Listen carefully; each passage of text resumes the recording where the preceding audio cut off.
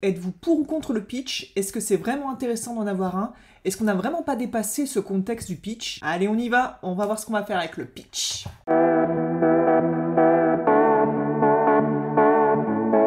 Pitch or not pitch? C'est la question qu'il faut se poser. J'ai eu une discussion très intéressante avec Bénédicte Didier qui en a même fait un post sur LinkedIn que je vous mettrai sur le côté pour qu'on puisse un petit peu réfléchir à ça. Alors, le pitch, c'est quoi? C'est un mot qui revient beaucoup dans le monde professionnel, qui était plus dans le monde des startups avant, qu'on voit de plus en plus, qu'on entend de plus en plus dans tous les milieux professionnels. Il faut savoir pitcher, se pitcher sa boîte, pitcher un projet, pitcher un service, il faut pitcher tout. Je vous avoue que j'ai une image positive de ce mot, mais alors pour une raison totalement surréaliste et très enfantine, c'est que ça me fait penser à un pitch dans ta poche, et en fait c'est comme ça que je l'imagine.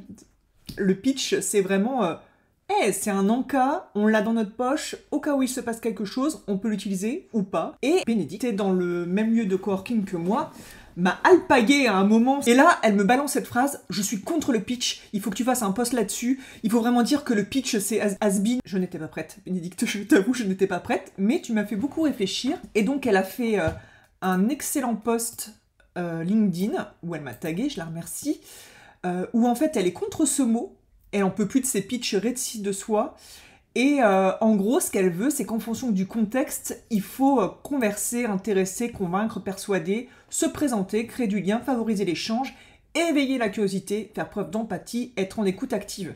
On va mettre une position, je vais être la thèse, elle va être l'antithèse. En fait, pour elle, elle est contre le pitch, si je comprends bien Bénédicte, parce qu'il n'y a pas tous ces mots. Eh bien moi je suis pour le pitch parce que j'ai l'impression que ça nous ouvre toutes ces portes justement. Et donc j'aimerais comprendre pourquoi on arrive à deux notions contraires sur un mot qui est pareil.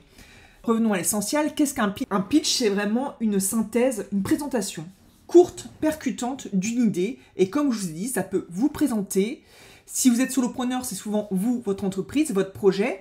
Et c'est un outil qui, pour moi c'est un outil, c'est vraiment l'art de présenter une idée en fait, une argumentation, ou plutôt moi je dirais le pitch c'est l'art de susciter l'attention, ce qui va faire que votre interlocuteur va vouloir vous poser des questions. Et donc il y a des astuces, c'est qu'il faut être assez clair et concis, il faut que votre pitch il peut raconter une histoire, ça peut être votre récit de vie, moi j'en ai fait un en partant de mon enfance, un élément de mon enfance, c'est-à-dire pourquoi j'aime résoudre les problèmes dans les entreprises, parce qu'en fait, j'adore résoudre les problèmes et les énigmes depuis mon enfance, et j'ai parlé de ma maman, en fait, qui avait mis un code clé sur le congélateur, et que moi, j'avais essayé d'ouvrir le congélateur pour manger des glaces. D'où cette idée, justement, que à partir d'une anecdote, où j'ai résolu un problème pour manger des glaces, j'aime toujours résoudre des problèmes dans ma vie professionnelle. Et surtout, il faut montrer sa passion. Alors, moi, je suis assez extravertie, je pense que j'ai assez d'énergie, assez de passion. Pour moi, c'est assez simple si je suis en forme, je l'indique, c'est pas toujours le cas.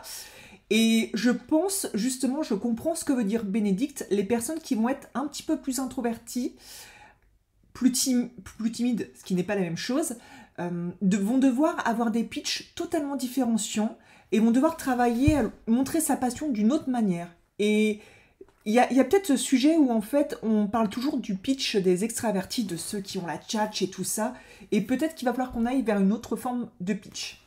Alors pour l'antithèse, donc elle pense vraiment qu'on passe à côté du contexte, qu'on n'est plus dans l'écoute active, et que en fait il y a vraiment une problématique d'expression à l'oral. Je vous mettrai son post LinkedIn en ressource de ma vidéo. Et je comprends ce qu'elle veut dire parce que pour moi, derrière le mot pitch, je mets pas des phrases. Non, non, non, non, non, non, non. Je mets des mots-clés qui vont être vraiment des protections, des sauvegardes. Ce sont, alors je vais dire éléments de langage, on n'est pas en politique et justement c'est encore une tournure négative, mais ce sont vraiment des éléments de langage que je veux que retienne mon interlocuteur. Et donc je pense que maintenant le pitch est très mal utilisé. Les gens ont leurs 3-4 phrases. Ils les annonnent, c'est comme si, pour vous rappeler, vous savez quand on faisait des exposés à l'école, on avait la feuille et il y a des gens qui lisaient des phrases complètes comme ça. C'est la chose qu'il ne faut pas faire et c'est la même erreur qu'on retrouve dans les pitchs. Il ne faut pas que vous ayez des phrases, il faut que vous ayez des mots-clés, 4-5 qui soient posés et que vous pouvez articuler d'une manière ou d'une autre. Très important pour vous d'assimiler, est-ce que vous êtes plutôt en action, en réaction Ou alors, est-ce que vous avez... est-ce que, par exemple, tout ce qui est conversation, c'est difficile pour vous? Est-ce que c'est plus facile quand vous êtes en face à face? En groupe, est-ce que vous arrivez à prendre votre place? Ou est-ce que, par exemple, vous êtes quelqu'un dont on interrompt souvent la parole? C'est important d'analyser ça pour que vous puissiez placer votre pitch et pour aussi que vous puissiez vous dire peut-être que moi, je ne dois pas pitcher, je dois faire autrement. Par exemple, un des pitchs que je peux faire, j'accompagne les TPE sur 3 problématiques majeures, à savoir la structuration administrative, la fluidification de leur organisation et leur transformation digitale.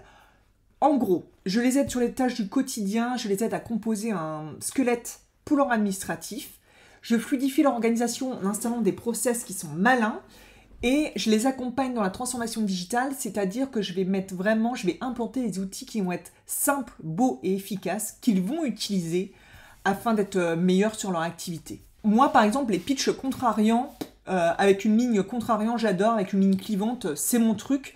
Donc si vous êtes vraiment un petit peu dans le genre d'énergie, n'hésitez pas à avoir une phrase contrariante. Une phrase qui va attiser la curiosité de vos interlocuteurs.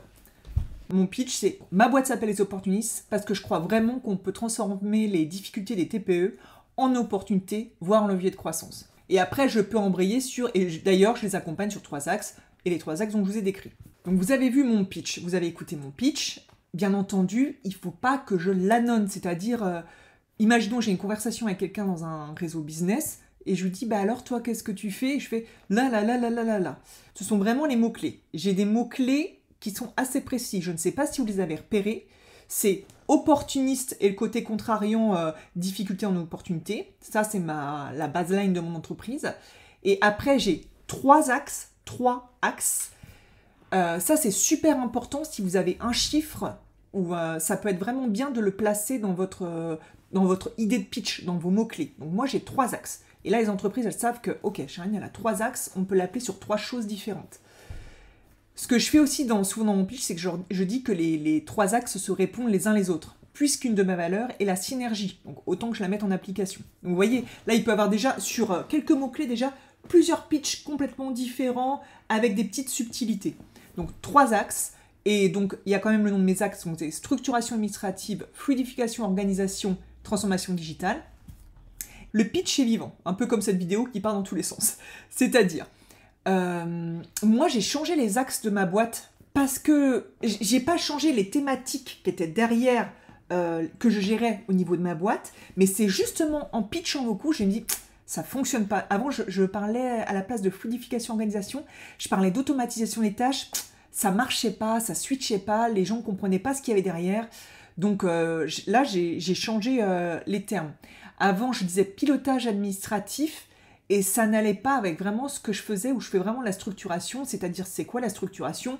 Les gens n'ont rien, c'est le vide au niveau administratif, et je vais vraiment mettre en place un squelette, vraiment une structuration que je pourrais passer après à un gestionnaire administratif, et ce ne sont pas les mêmes métiers.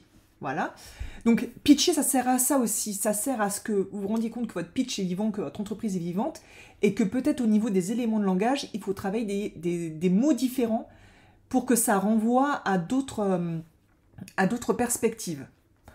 Pourquoi je vous dis ça? Parce que Bénédicte, elle m'a dit « Je n'aime pas les pitchs, je préfère convoquer des univers. » Effectivement, ne dites plus le mot pitch, faites une convocation de l'univers. C'est très joli, on va partir là-dessus. Une convocation d'un univers précis.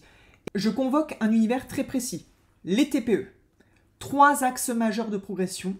Et je suis clivante, c'est-à-dire qu'avec moi, il va y avoir de la transformation. Il y a des opportunités, on va les saisir. Je suis clivante. Et je convoque un univers bien précis. Et je convoque du coup des clients bien précis. Tandis que si vous avez les mots-clés, en phase de conversation, c'est très facile.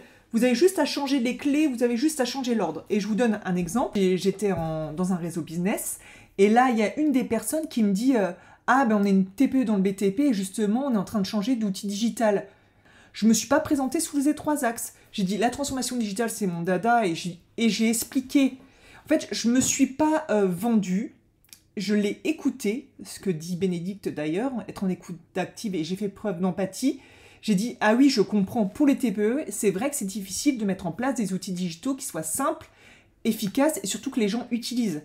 Et c'est là où je suis d'accord avec Bénédicte.